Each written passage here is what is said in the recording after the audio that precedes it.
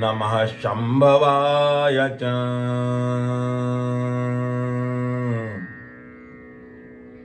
मयोभवाय च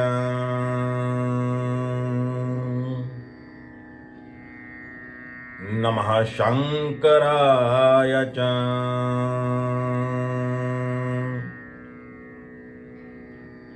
मयस्कराय च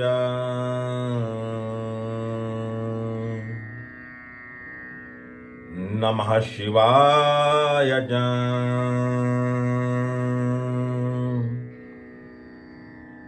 शिवतराय च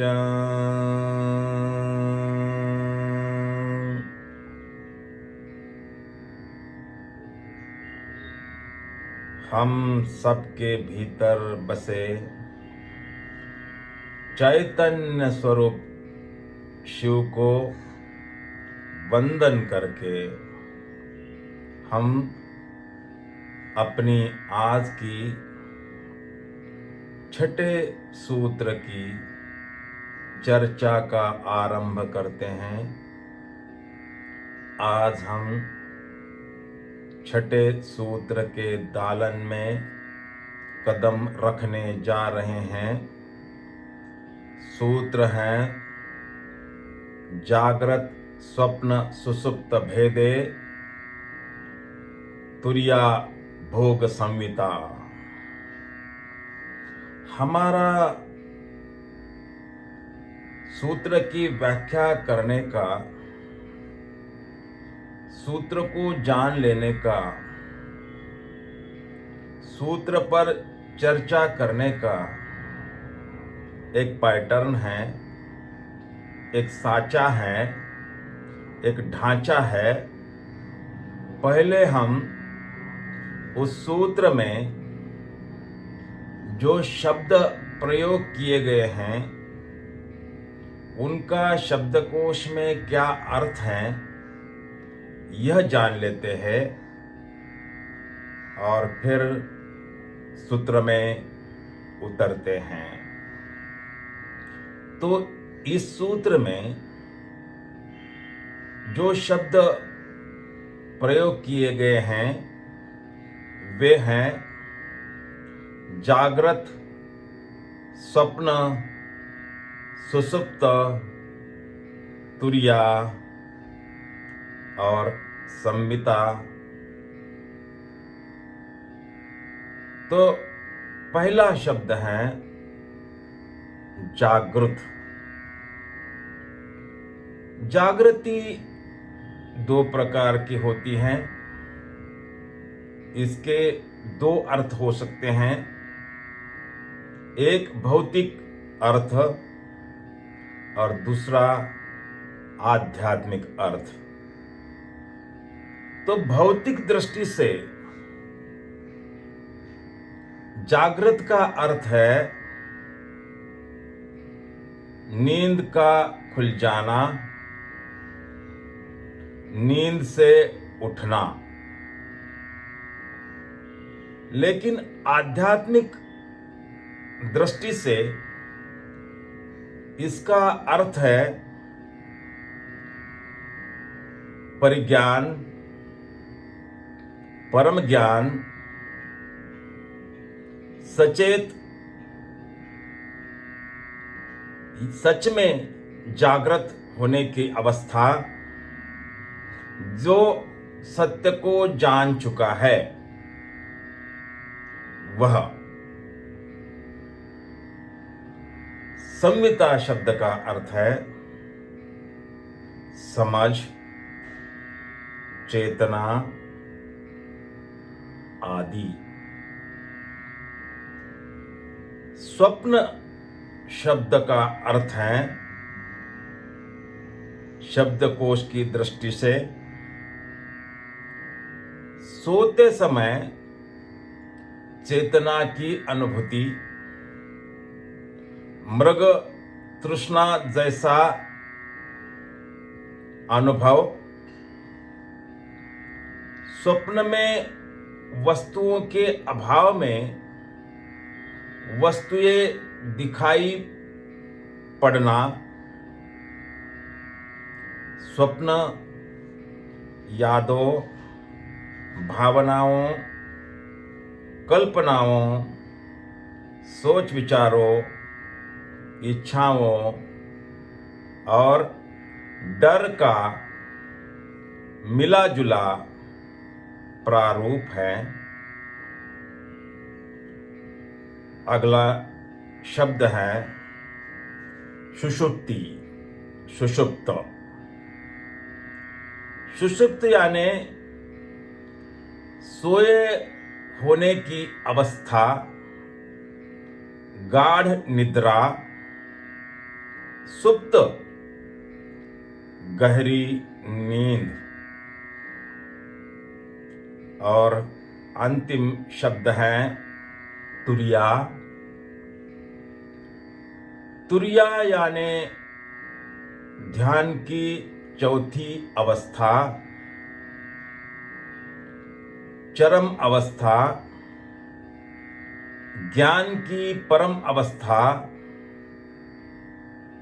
इसका अर्थ है आत्मानुभूति, शून्यानुभूति, अपने चैतन्य का अनुभव, साक्षात्कार, आत्म जागृति आदि। तो इस पूरे सूत्र का अर्थ हुआ कि जागृत, स्वप्न, सुषुप्ति, इन तीनों अवस्थाओं को प्रत्यक्ष रूप से जानने से तुरिया अवस्था का भी ज्ञान होता है।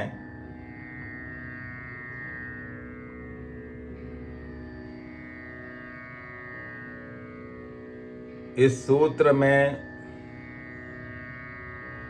4 अवस्थाओं की बात की गई है। 4 अवस्थाओं का उल्लेख है। पहली अवस्था है जागृति। जागृति 2 प्रकार की होती है, भौतिक और आध्यात्मिक। यहाँ जो हम बात कर रहे हैं वह भौतिक जागृति की है। इसमें हम अंधेरे में खड़े हैं, बाहर प्रकाश है, बाहर रोशनी है। प्रकाश में जो वस्तुएं हैं वे तो हमें दिखाई पड़ती हैं, परंतु हम स्वयं को नहीं देख पाते। वस्तुएं दिखाई पड़ती है, संसार दिखाई पड़ता है, यद्यपि हम स्वयं को नहीं देख पाते, अपनी आत्मा को नहीं देख पाते, सार्थक को नहीं देख पाते। यह जो देख रहे हैं वह भी जागृत अवस्था है, लेकिन अधूरी। दूसरी अवस्था है स्वप्न। स्वप्न में हम नहीं दिखाई पड़ते, वस्तुएं भी नहीं दिखाई पड़ती, संसार नहीं दिखाई पड़ता। केवल मन के पटल पर संसार की वस्तुओं की परछाइयाँ और प्रतिबिंब दिखाई पड़ते हैं, स्वप्न में वस्तुओं का अभाव होते हुए भी ऐसा आभास होता है कि वस्तुएं वहां पर मौजूद है। स्वप्न में वस्तुओं के मात्र प्रतिरूप और प्रतिबिंब दिखाई पड़ते हैं। एक रिंझाई नाम का फकीर हुआ। एक दिन सुबह नींद से जागा और जाकर एक कोने में बैठ गया। उसके चेहरे पर परेशानी, हैरानी, चिंता स्पष्ट दिखाई पड़ रही थी। उसके शिष्यों ने उसके पास जाकर पूछा, गुरुदेव क्या बात है? तो उसने जो जवाब दिया वह बड़ा ही अद्भुत था। उसने कहा, मेरी समस्या, मेरी उलझन के बारे में क्या पूछते हो? अरे रात में मैं सो गया और मैंने एक सपना देखा। सपने में मैं तितली बन गया था। सुबह जागा, देखा तो तितली नदारत है, तितली कहीं भी नहीं है।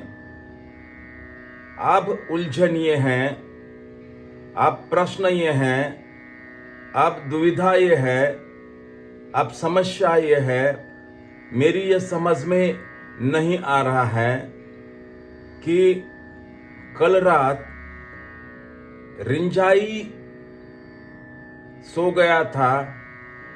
उसके सपने में वह तितली बन गया था कि अब तितली स्वप्न देख रही हैं और वह रिंझाई बन गई है। 99.9% स्वप्न देखने वाले लोगों को यही पता नहीं चलता कि वे स्वप्न देख रहे हैं। मात्र 0.01% बुद्धिजीवी, अति प्रतिभाशाली लोग समझ पाते हैं कि वे स्वप्न देख रहे हैं। यह सच्चाई नहीं है।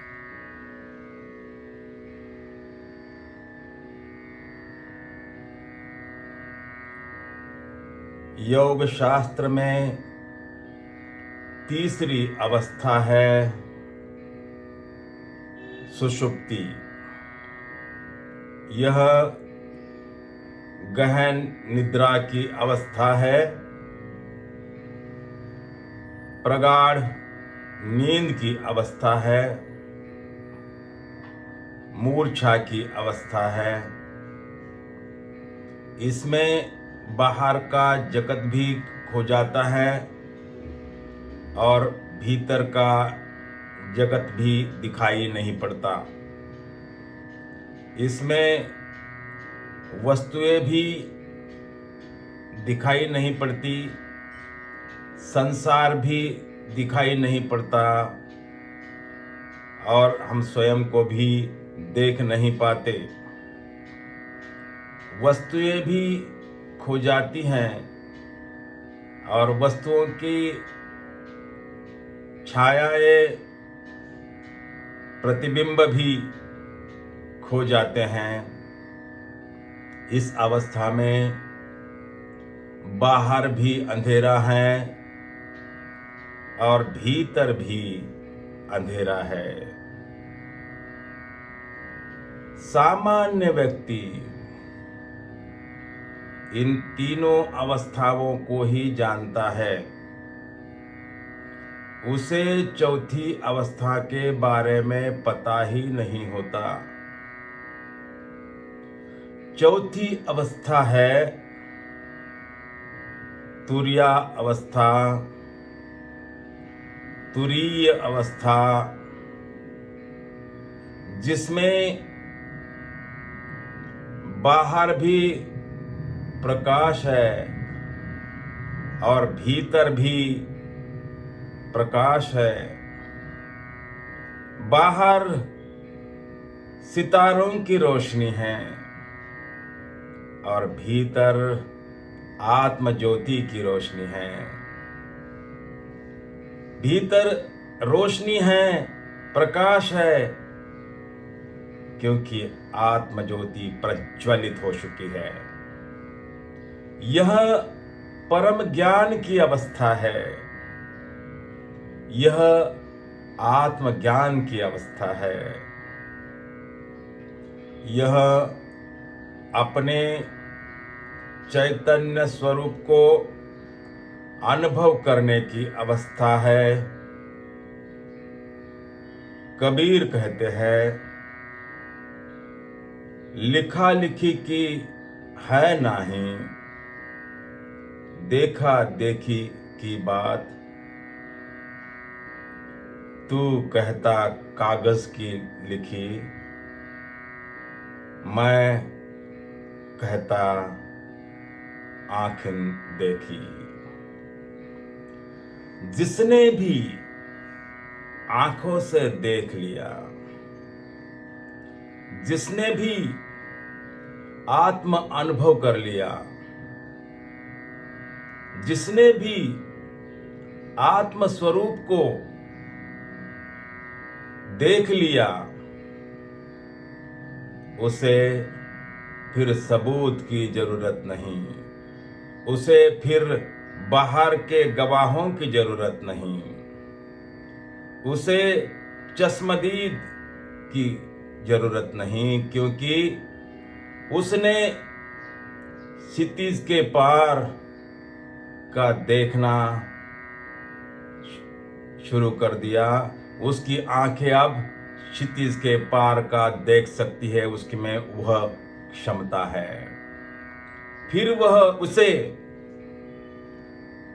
सबूत जोड़ने की आवश्यकता नहीं, किसी शास्त्र से लेने की जरूरत नहीं, किसी पुराण से लेने की जरूरत नहीं, किसी गुरु से पूछने की जरूरत नहीं, किसी संत के वचन रटने की जरूरत नहीं, किसी महापुरुष के वचन दोहराने की जरूरत नहीं।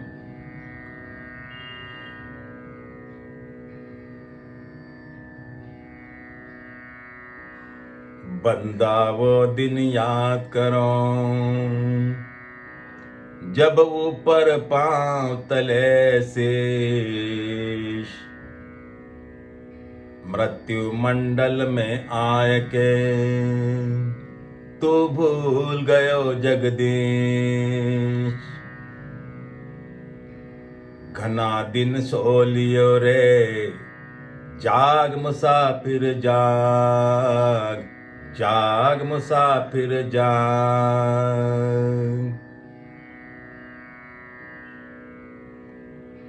नभो मंडल से निकलकर भूमंडल पर जब से आए हैं, ब्रह्म मंडल से निकलकर, अमृत मंडल से निकलकर मृत्यु मंडल में जब से आ गए हैं, तब से हम अपने चैतन्य स्वरूप को भूल गए हैं। हम अपने विराट, असीम, अनंत आकाश को भूल गए हैं कि कभी हम उसके हिस्से थे। हम भूल गए हैं कि हम चैतन्य स्वरूप हैं। हम भूल गए हैं कि हम अमृत स्वरूप है। विस्मरण हो गया है। यही भूल के कारण, इस विस्मरण के कारण हमारी यह दयनीय दीनहीन अवस्था हो गई है। हम सोए हुए हैं, हम मूर्छा में हैं,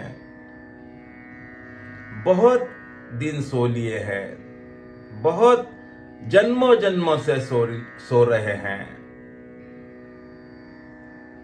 गहन निद्रा में हैं। मात्र आंख खुली है, परंतु आत्मज्योति बुझी बुझी है। हम ब्रह्म होकर भी, चैतन्य स्वरूप होकर भी शूद्र स्वयं को समझ रहे हैं, क्योंकि हमें अपने ब्रह्म स्वरूप का स्मरण नहीं है, क्योंकि हम सोए हुए हैं, क्योंकि हम मात्र 3 अवस्थाओं को ही, जागृति, भौतिक, स्वप्न और सुषुप्ति, इन तीनों अवस्थाओं को ही जानते हैं। चौथी अवस्था का हमें पता नहीं है।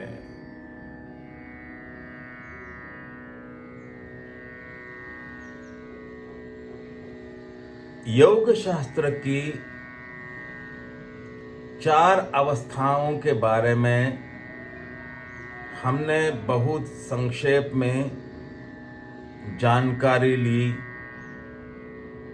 चौथी अवस्था सिद्ध की अवस्था है, आत्मबोध की अवस्था है, वही हमारा स्वभाव है। पूरा योग शास्त्र उसी अवस्था तक पहुंचने की चेष्टा है।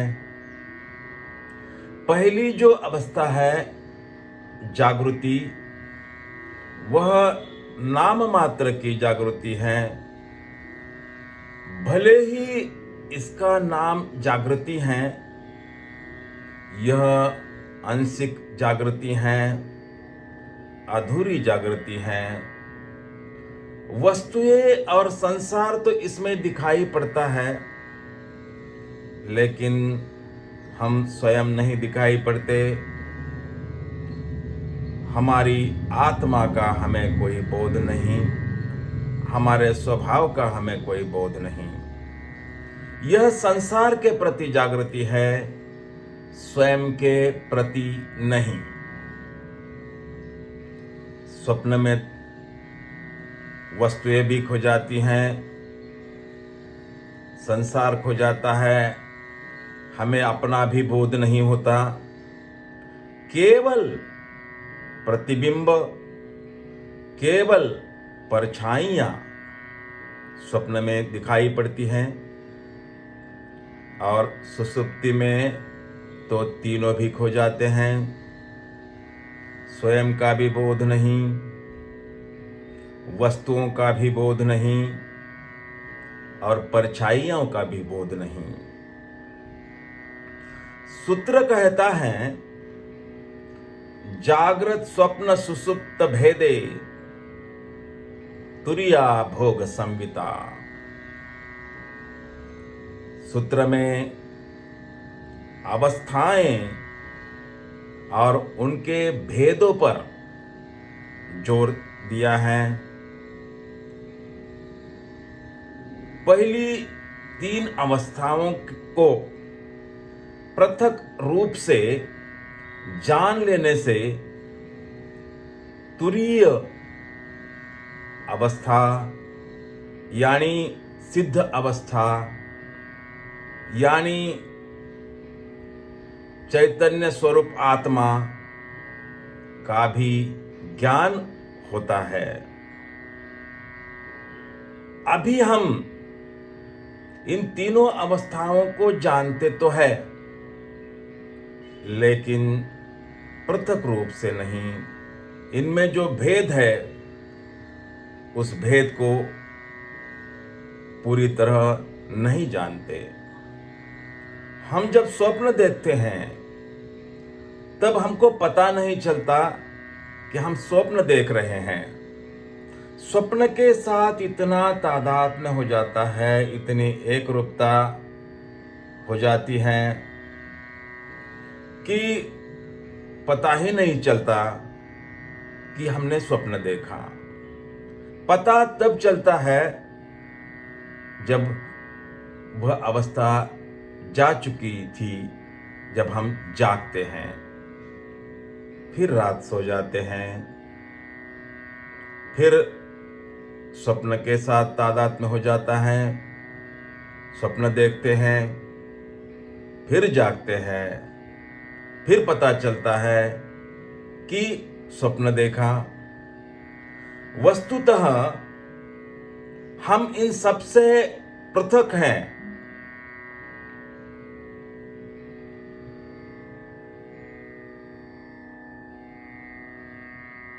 हम बच्चे थे, फिर जवान हो गए, फिर बुढ़ापा आया।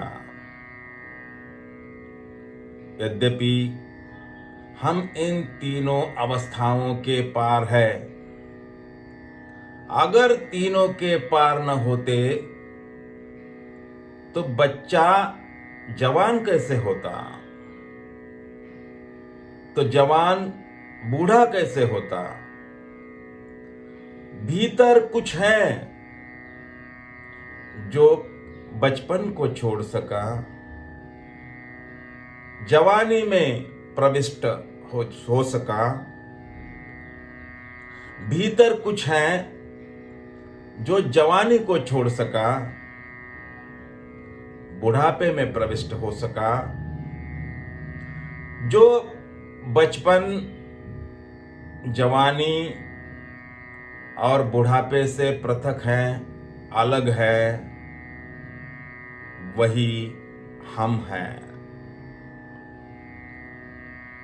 जागृत, स्वप्न, सुसुप्ति यह यात्रा के पड़ाव है, हम नहीं। हम इन अवस्थाओं से पृथक है, भिन्न है, अलग है। जो अलग है उसी का नाम तुरिया है, उसी का नाम सिद्धावस्था है, उसी का नाम स्वभाव है। वही जहां हम इस पृथकता को पहचान लेते हैं, जान लेते हैं, समझ लेते हैं, वही चौथी अवस्था का जन्म होता है। वह पृथकता ही, वह भेद ही चौथी अवस्था का ज्ञान है। वही हमारा स्वभाव है जो सुख और दुख से, जो गर्मी और सर्दी से, जो जन्म और मृत्यु से, जो सारे बंधनों के पार है। मैं शरीर नहीं हूं,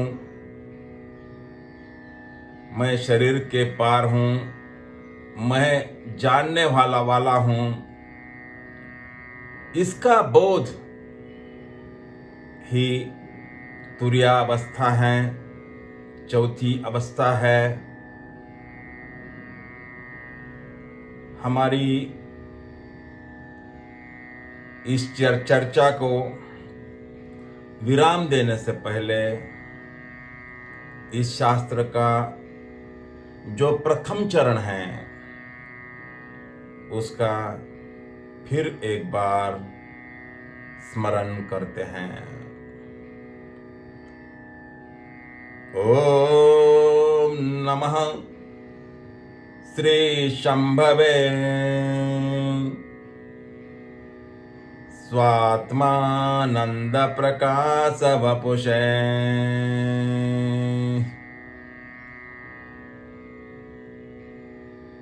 श्री शिवाय नमस्तुभ्यम्।